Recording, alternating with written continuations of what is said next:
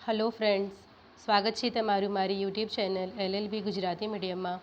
આ વિડીયોમાં હું તમને ગુજરાત યુનિવર્સિટી LLB સેમ 5ના પેપર 301 સિવિલ પ્રોસિજર કોડ દીવાની કાર્યવાહી સંહિતાના પેપરની અંદર પરીક્ષામાં પૂછાઈ શકે તેવા મહત્ત્વના પ્રશ્નના જવાબ વિશેની જાણકારી આપીશ।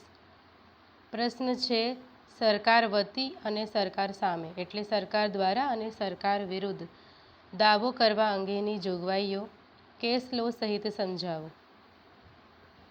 આ જે છે સિવિલ પ્રોસિજર કોડ દીવાની પ્રક્રિયાના ધારાની કલમ 79 થી 82ની અંદર સરકાર વતી અને સરકાર સામે દાવાઓની વિશિષ્ટ પ્રકારની જોગવાઈઓ કરવામાં આવી છે। આ પ્રકારના દાવાને વિશિષ્ટ પ્રકારના દાવા કહેવામાં આવે છે, જેમાં સરકાર વતી અને સરકાર સામેના દાવા ઉપરાંત ટ્રસ્ટના દાવા, વિદેશી એલચીના દાવાઓ, સગીર સામે અથવા સગીર વિરુદ્ધના દાવાઓ, ભાગીદારી પેઢી સામેના દાવાઓનો પણ સમાવેશ થતો હોય છે। હવે આ ધારાની કલમ 79 જોઈ લઈએ।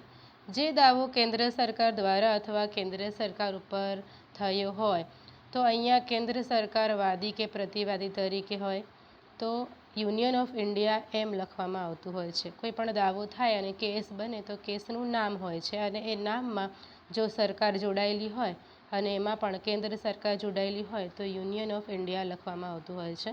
અને જો રાજ્ય સરકાર વિરુદ્ધ અથવા રાજ્ય સરકાર ઉપર દાવો કરવામાં આવ્યો હોય તો તેમાં સ્ટેટ એમ લખવામાં આવતું હોય છે। મોટાભાગે આપણે જ્યારે કોઈ પણ કેસ સ્ટડી કરતા હોય છે, ધારો કે MC મહેતા વિરુદ્ધ યુનિયન ઓફ ઇન્ડિયા એટલે આ કેન્દ્ર સરકાર વિરુદ્ધ હતો કેસ એટલે એની અંદર યુનિયન ઓફ ઇન્ડિયા લખવામાં આવ્યું હતું। પછી state of Rajasthan, state of Orissa, state of Punjab એવી રીતે સરકાર સામે રાજ્ય સરકાર સામે કે કેન્દ્ર સરકાર સામે દાવા કરવામાં આવે ત્યારે વાદી કે પ્રતિવાદી તરીકે સરકાર હોય તો યુનિયન ઓફ ઇન્ડિયા અને સ્ટેટ ઓફ જે પણ સ્ટેટ હોય એમ એનું નામ લખવામાં આવતું હોય છે। સરકાર સામે દાવો કરવામાં આવ્યો હોય તો દાવાનો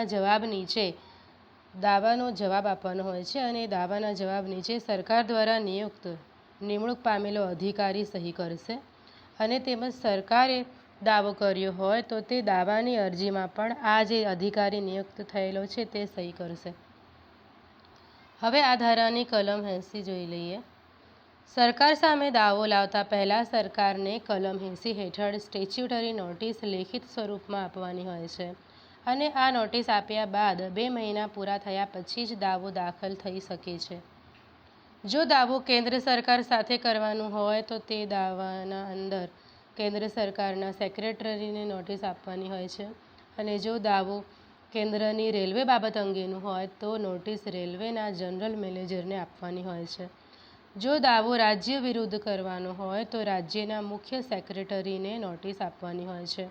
નોટિસમાં નીચે મુજબની વિગતો દર્શાવવી જોઈએ એટલે નોટિસની અંદર દાવાનું કારણ, વાદીનું નામ અને વાદીએ માંગેલી દાદ એટલે રિલીફ, ઉપાય, ઉપચાર જેવી વિગતો દર્શાવવાની હોય છે।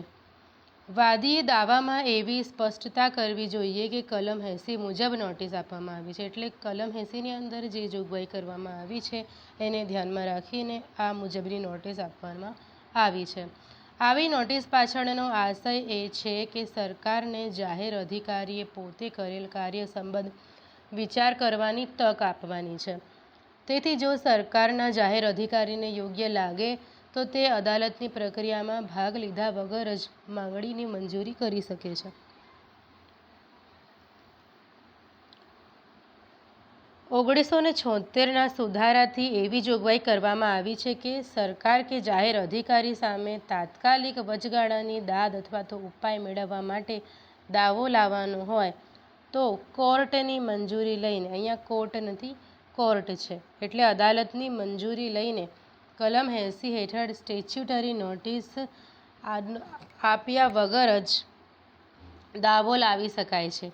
જ્યારે કોર્ટ બંને પક્ષોને સાંભળ્યા બાદ સંતોષ થાય તો જ તાત્કાલિક દાદ મંજૂર કરશે એટલે કે અહીંયા કોર્ટને યોગ્ય લાગે બંને પક્ષકારોને સાંભળ્યા બાદ તો જ તે તાત્કાલિક દાદ એટલે ઉપાય અથવા તો ઉપચાર વાદીનો મંજૂર કરશે।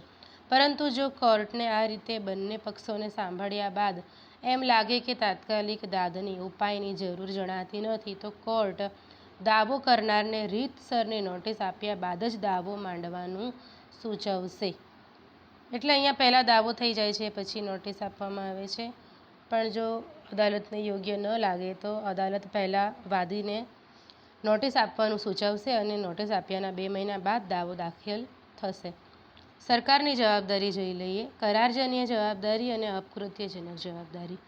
કરાર અધિનિયમ 1872 મુજબ જો સરકાર કરાર કરે છે તો તેના ભંગ માટે સરકાર સામે દાવો થઈ શકે છે.